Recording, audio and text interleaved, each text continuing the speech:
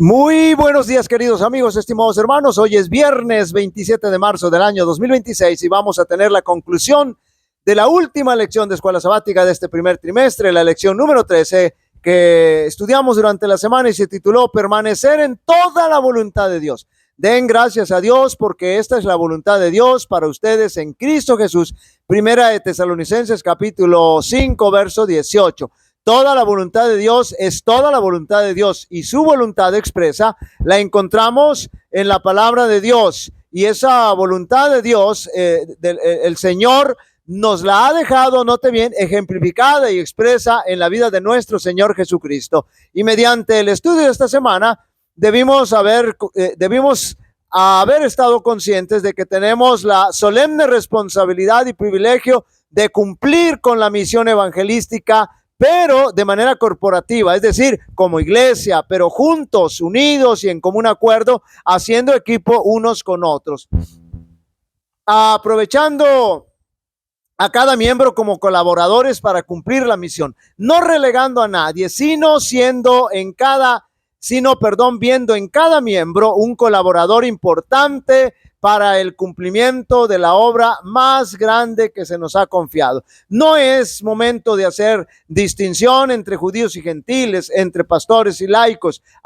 Hoy y siempre todos somos un cuerpo y se requiere de todos cumplir con la parte que nos corresponde, porque esa es la voluntad de Dios para su iglesia. No hay más que nunca, hoy más que nunca, se requiere permanecer en toda la voluntad de Dios. Domingo 22 de marzo, lecciones de evangelización. Voy a mencionar con precisión las lecciones de evangelización que el apóstol Pablo nos dejó. En primer lugar, él mismo estuvo presente en los lugares donde estaba presente la iglesia, donde estaba la iglesia, y donde no había iglesia, él mismo la establecía. Esto quiere decir que el apóstol recorrió, visitó las iglesias, todas y cada una de ellas cuando tenía libertad. No hizo un trabajo de escritorio, no se valió del WhatsApp o del celular, se hacía presente en su iglesia.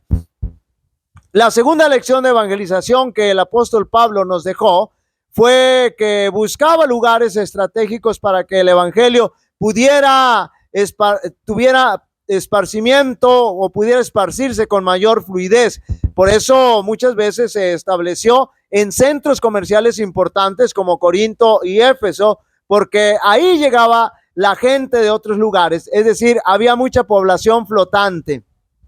La siguiente lección es que el apóstol no solo establecía la iglesia en los lugares donde iba, sino que regresaba para visitarlas, instruirlas para la predicación y animarlas para que se mantuvieran firmes y fieles. Y cuando por razones de privación de su libertad no podía ir a verlos, les enviaba cartas o mensajes personales como el que llevó Tíquico. Aunque no tengamos conocimiento de ese mensaje, sin duda alguna fue una bendición para la iglesia. Así que la iglesia sabía que el apóstol siempre los tenía presentes, era un digno pastor. Lunes 23 de marzo, perdón, conectividad con la iglesia. Era necesario que el apóstol de alguna manera mantuviera conectividad con la iglesia. Veamos algo tan importante que sucede aquí. Los medios por los cuales el apóstol mantenía conectividad con la iglesia, porque ahora estaba preso, era a través de sus colaboradores, a través de los compañeros de lucha y batalla. Menciona a Juan Marcos, a Aristarco, a Jesús llamado Justo, que era un judío convertido al cristianismo. También los otros también eran judíos convertidos al cristianismo. También mencionó a Epafras, el médico Lucas, y además ellos no eran judíos, pero se habían convertido, eran gentiles. Ellos eran los medios por los cuales el apóstol Pablo se mantenía conectado con la iglesia. Ellos eran sus redes sociales, ellos eran su WhatsApp.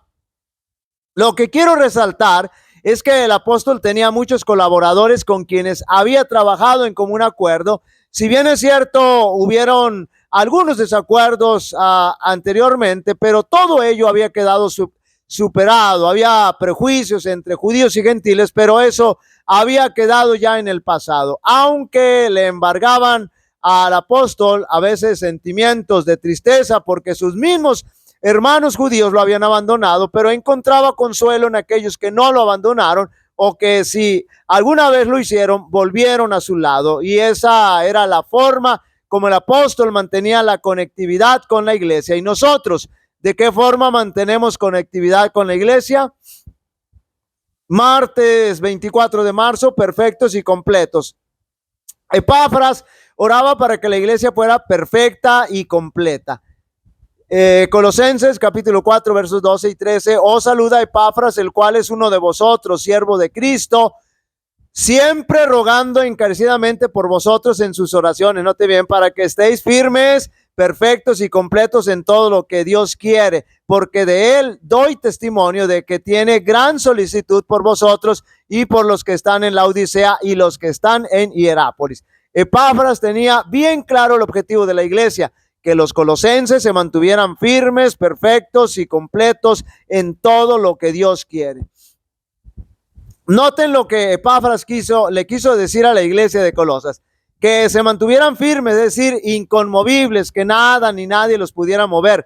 Debían estar bien fundados en la fe, resistiendo las falsas doctrinas y las artimañas del diablo. Que los miembros de la iglesia fueran perfectos, es decir, maduros, que alcanzaran la madurez espiritual, un carácter cristiano sólido. Esto significa que alcanzaran la perfección en el amor. Un cristiano perfecto, maduro, lo es cuando aprende a amar a los demás. También le pedía a la iglesia que fueran completos o plenos, cumplidos. Esto es cumplir plenamente o de manera completa la medida que Dios espera de sus hijos. Es decir, que cumplan toda su voluntad expresa en su palabra y también cumplir el propósito que Dios tiene para nuestra vida. Esa era la intención de Dios por medio de las oraciones de Epafras. Miércoles 25 de marzo, vivir en el mundo sin pertenecer al mundo. Parece ilógico, pero no lo es. Aunque estamos en el mundo, no debemos permitir ser influenciados por el mundo, sino nosotros ejercer una influencia poderosa sobre el mundo. Para ello debemos tener nuestra mirada en las cosas de arriba, debemos tener nuestra mirada en las alturas, debemos tener nuestra mirada fija en Jesucristo, puesto los ojos en Jesús. Si sucede lo contrario, seremos atraídos a la perversión del mundo, porque el enemigo ha puesto muchas cosas en el mundo que si no estamos mirando correctamente, podemos ser arrastrados por los atractivos mundanales y corremos el riesgo de llegar a amar al mundo. Debemos tener cuidado porque podríamos estar siendo arrastrados por el mundo y ni cuenta nos hemos dado. Puede ser imperceptible y muy sutil. Y la noticia triste aquí es que Demas se fue al mundo. Siempre es triste observar cuando algún hermano es arrastrado al mundo y sin embargo hay gozo cuando alguien que estuvo en el mundo le abre la puerta de su corazón al Señor, y también hay gozo cuando aquel que se fue en pos del mundo regresa a casa. Debemos velar y orar para estar preparados y listos para el segundo regreso de Jesús a esta tierra. Para vencer el mundo y su mundanalidad, debemos ir al Señor arrepentidos y recibir su perdón. Cuando hagamos eso, debemos permitir que el Señor, note bien, dirija nuestra vida, pero dejarle que la dirija, controle nuestra vida por medio del Espíritu Santo. Si hacemos eso, estaremos seguros de no ser arrastrados por el mundo y su mundanalidad. Jueves 26 de marzo, un mensaje para la Odisea. Colosenses capítulo 2, versos 1 al 3. Porque quiero que sepáis cuán gran lucha sostengo por vosotros y por los que están en la Odisea y por todos los que nunca han visto mi rostro, para que sean consolados sus corazones, unidos en amor, hasta alcanzar las riquezas de pleno entendimiento, a fin de conocer el misterio de Dios el Padre, de Cristo y de Cristo, en quien están escondidos todos los tesoros de la sabiduría y del conocimiento. Colosenses 4, 16 al 18.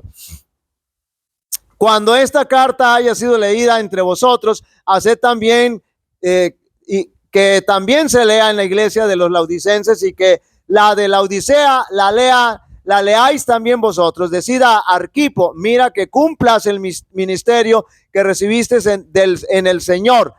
la salutación de mi propia mano, de Pablo. Acordaos de mis prisiones, la gracia sea con vosotros. Amén.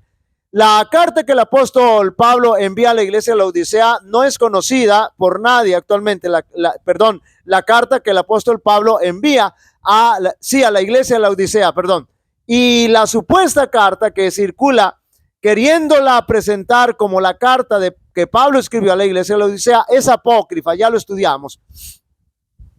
Pero existe un fiel mensaje para la iglesia de la Odisea, y ese se lo da precisamente nuestro Señor Jesucristo, un mensaje de arrepentimiento, un mensaje donde invita a la iglesia a hacer una entrega plena y dejar de ser tibia o fría, un mensaje que invita a la iglesia a abrir el corazón a Jesús, y lo encontramos en Apocalipsis 3, 14 al 22. El Señor siempre y en todo tiempo ha enviado mensajes a su pueblo y a su iglesia para motivarlos, invitarlos a retomar el camino, y esos mensajes son también para nosotros. Un día el Señor juntará o unirá la tierra con el cielo, porque Jesús ya venció al enemigo en la cruz del Calvario, porque Jesús también ha iniciado la primera etapa del juicio y ahora intercede por nosotros en el santuario celestial, y al final habrá de determinar quiénes formarán parte de su reino, y porque en el milenio, después de la segunda venida de Jesús, se llevará a cabo la segunda etapa del juicio, la parte comprobatoria o juicio de los impíos, que quedará demostrado y aclarado por qué no fueron al cielo. Y la última etapa del juicio es la ejecutiva, donde se cumplirá la sentencia de los impíos, de Satanás y sus ángeles, y serán destruidos para siempre por toda la eternidad, y eso ocurre después del milenio. Para estudiar y meditar. Cuando el alma se entrega a Cristo, un nuevo poder se posesiona del nuevo corazón. Se realiza un cambio que ningún hombre puede realizar por su cuenta. Es una obra sobrenatural que introduce un elemento sobrenatural en la naturaleza humana. El alma que se entrega a Cristo llega a ser una fortaleza suya, que Él sostiene en un mundo de rebelión, y Él no quiere que otra autoridad sea reconocida en ella sino la suya.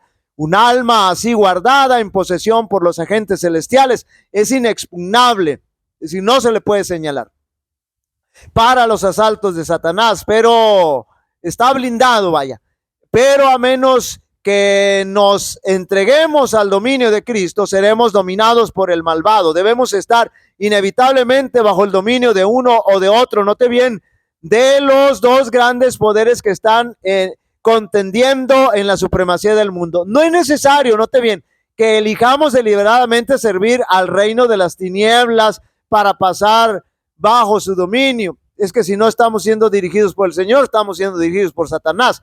Basta que descuidemos de aliarnos con el reino de la luz. Si no cooperamos con los agentes celestiales, Satanás se posesionará de nuestro corazón y lo hará su morada. La única defensa contra el mal es Cristo morando en el corazón por medio de la fe en su justicia. A menos que lleguemos a estar conectados vitalmente con Dios, jamás podremos resistir los efectos profanos del egoísmo, de la complacencia propia y de la tentación a pecar. Podemos dejar muchos malos hábitos y por un tiempo separarnos de Satanás, pero sin ninguna conexión vital con Dios a través de nuestra entrega a Él, momento tras momento seremos vencidos. Sin un conocimiento personal de Cristo y una comunión continua, estamos a la merced del enemigo y al fin haremos lo que nos ordene. Queridos amigos y hermanos, cuán importante es permanecer en toda la voluntad de Dios. Nosotros no ganamos la salvación,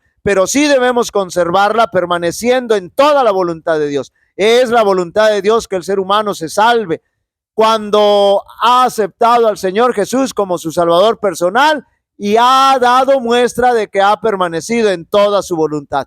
Jehová te bendiga y te guarde. Jehová haga resplandecer su rostro sobre ti y tenga de ti misericordia. Jehová alce sobre ti su rostro y te dé paz. Y pondrá mi nombre sobre los israelitas y yo los bendeciré. Dios bendiga a cada uno de vosotros.